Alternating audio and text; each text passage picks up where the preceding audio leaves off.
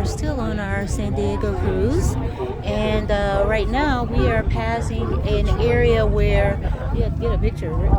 There, we're passing an area where there are seal, baby seal, mama seals. Listen to them bark. London, I know you'll love this part. Oh, look at them. Oh, wow. Look at their cute little faces. Oh, what are those? Pelicans? Yeah. Storks? Something like that.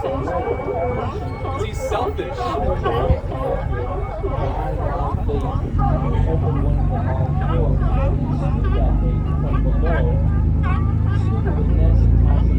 Some of that live bait scurries off into the water, makes it easy for our sea lions. So we know if we're down in that section, we're right at the front. We can see everything. I mean, you want to go down? I mean, we ain't got to stay up there. Let's move around there. Yeah, I was gonna say.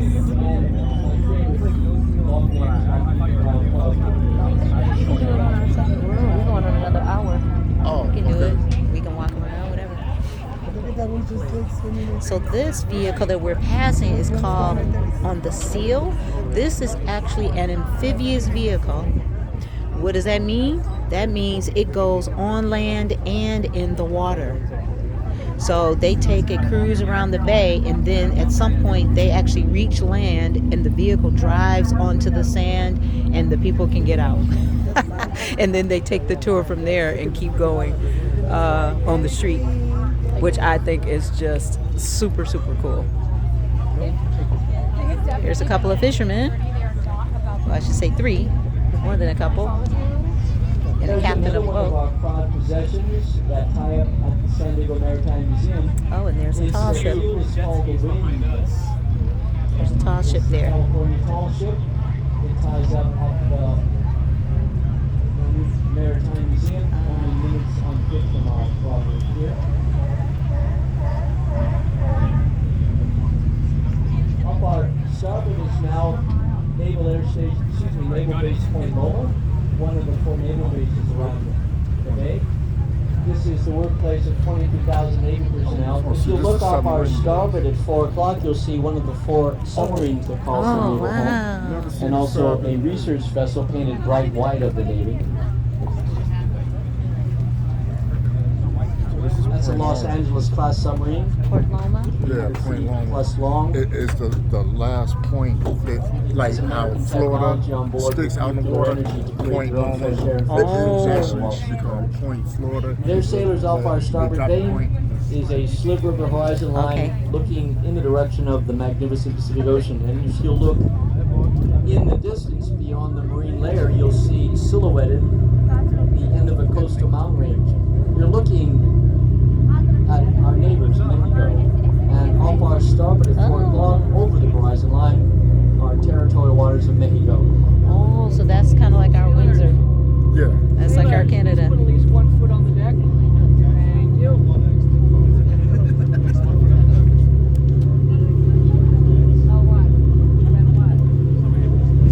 Oh, okay. See those, like those high rises, Stritter? Uh-huh. That's Coronado, because that's you see the blue bridge. Oh, those way in the, Yeah. past that ship. Okay, got it. Yeah, that's Coronado over there. Now as we head back into the bay, you'll see what appears to be piles of dirt off our starboard side. Those are the Bravo bunkers. The bunkers are above the cavalry ground where the Navy keeps most of the Navy's Pacific Fleet munitions. That's where the Bravo bunkers are located, and here where one of our cruisers is tied up is where you would take on munitions at the Bravo pier.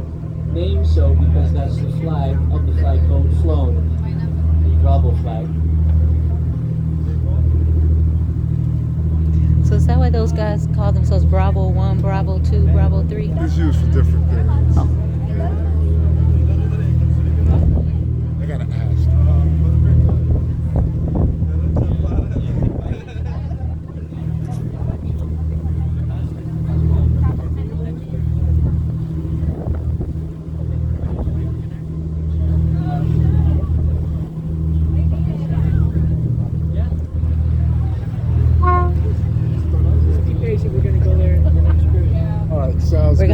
where? Yeah, 32nd Street. That I was talking about. Oh, okay. I said that's all the parts. It's funny. I know a lot of people that grumble about being in the military, but just like you and me, once you come back to where you were, it's all memory. Nobody can take away from you. You can tell her about it. Right, that was telling me. Bro, you were on 32nd Street or the North Side? I was in the Coast Guard. I was in Oh, Long Beach. Okay. What's your name? Casey.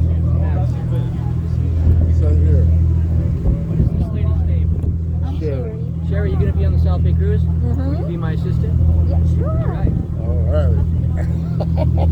This land off our starboard side, called Naval Interstation Rhode Island, is not happy because Gonna be an assistant on the South Bay Cruise.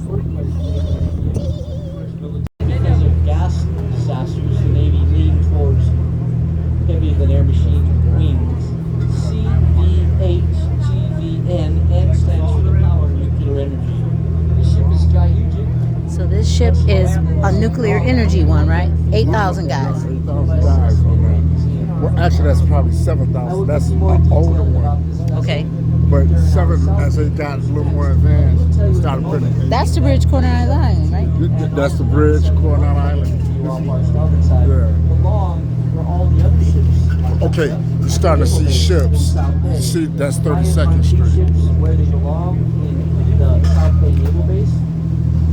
They can't go there. They're too big. They're too tall. Over 25 stories. Incapable of passing. They can't go this way, so all the ships got to come out this way, go out to sea. Oh, I see. Now the Navy can have built ships so large that even though they're home port in the Bay of San Diego, they do not go to the base. They're too big.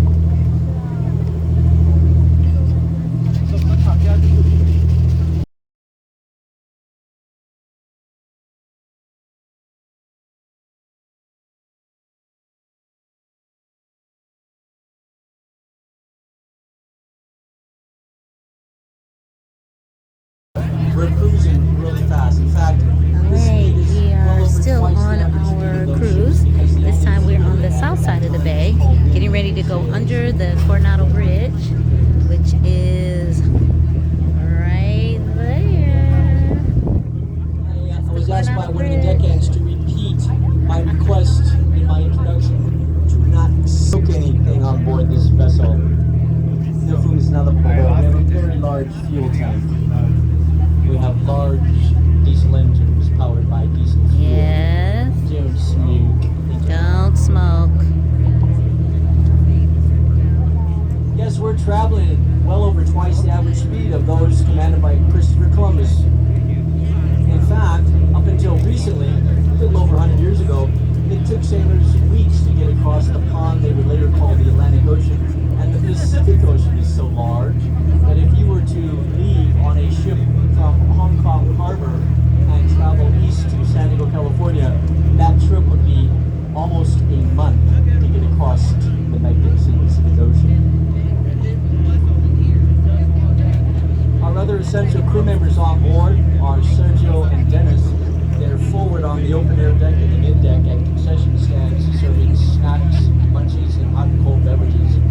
They have hot coffee, icy, soda pop, Look at all of the ships that are, boats that are out. brown beer. It's a beautiful day in San Diego. It's about 80 degrees. Both are professional mixologists and very proud certified snack Snackticians. San Diego, look off our port side at 10 o'clock. You see this tan and orange tugboat called a sea tractor? Whenever you're along the Bay of San Diego and you see an orange and tan tugboat, you can instantly, confidently assume that there is a naval vessel that is about to come and go. These are the type of tugboats that assist battleship grade vessels of the Navy while in and out of the bay.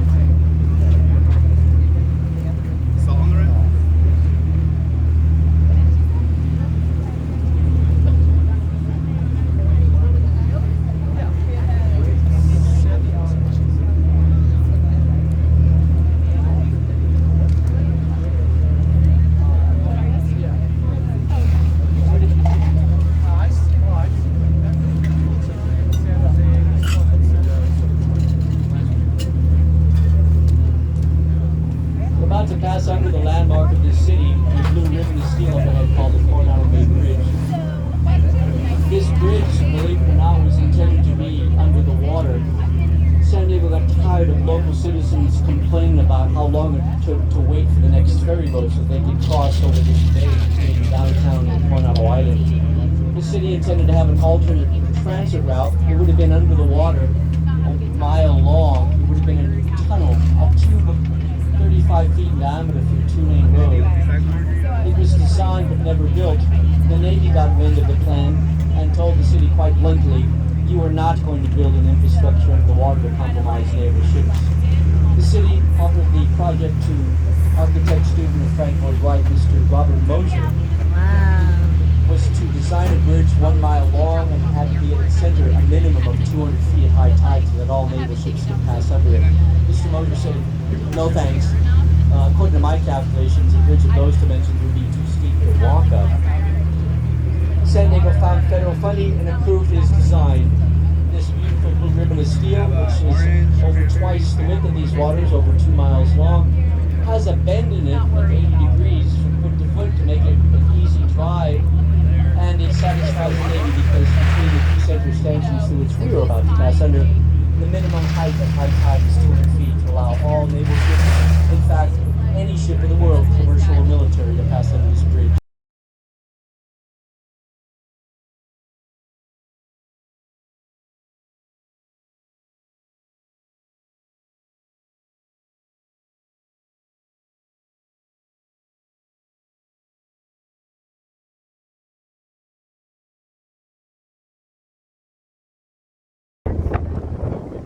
That's a landing craft off our starboard beam.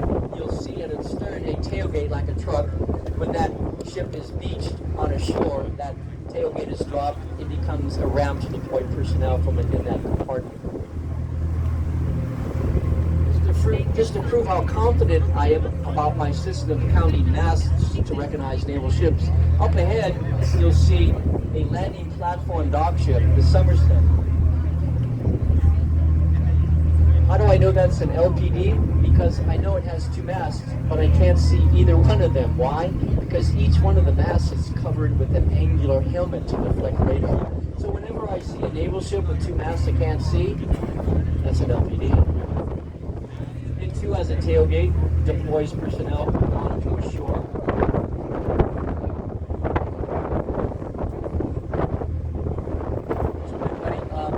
Sherry, where's your man? This is 32nd Street.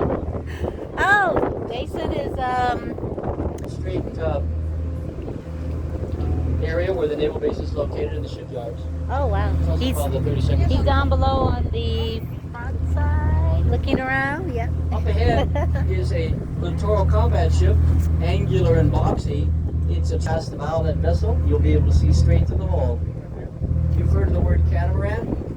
Catamaran was a word borrowed from East Indian sailors. East Indian sailors use the word catamaran to describe what they make when they take 2 wood logs and lash them together to create a 2-log raft.